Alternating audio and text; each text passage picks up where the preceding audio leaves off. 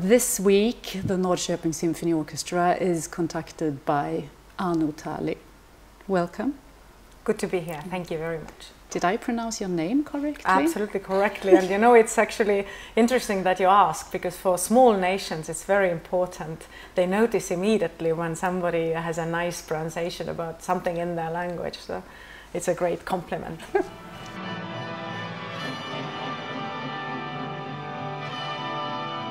We're playing Tubin this week. What's your relation to this Estonian composer? I am Estonian, so I'm very proud to be Estonian, and all the music related to Estonia is of course very close to my heart. Surprisingly and coincidentally, the Tubin and I and my twin sister Kadri are born on the same day.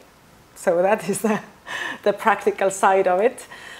Some years in between though, and I performed quite a lot of his works, and he's of course, as you might know, the greatest of the Estonian symphonists.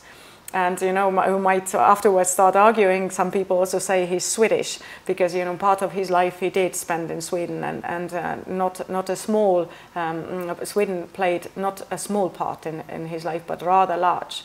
So this symphony that we are performing this time is number 4, Lyrical Symphony.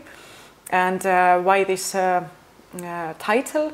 I think it is mostly that here he sort of encounters his own expressions and his own feelings, and it's probably the most personal of his symphonies.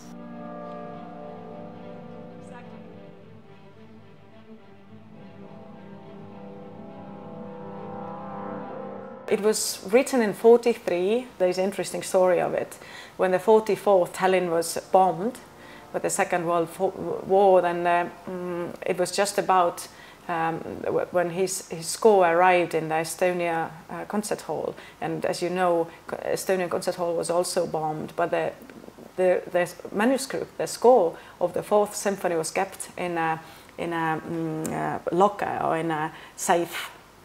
And that fell 4 floors and was found, and it was a little bit suffered on the edges, but it remained whole.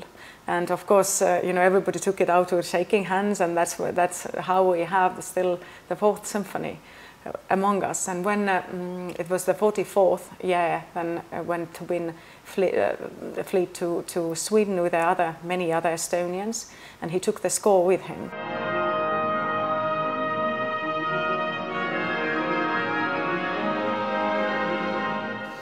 Do you think his music changed in any way since he moved to Sweden and became a Swedish citizen?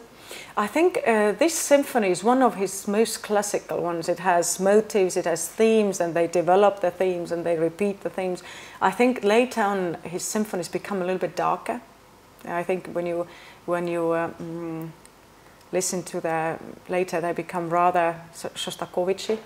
Let's say you can feel the homesickness and maybe the despair and a little bit the horrors of war in that. For instance, already 5th symphony, that's sort of like the war symphony that has, you can feel the despair.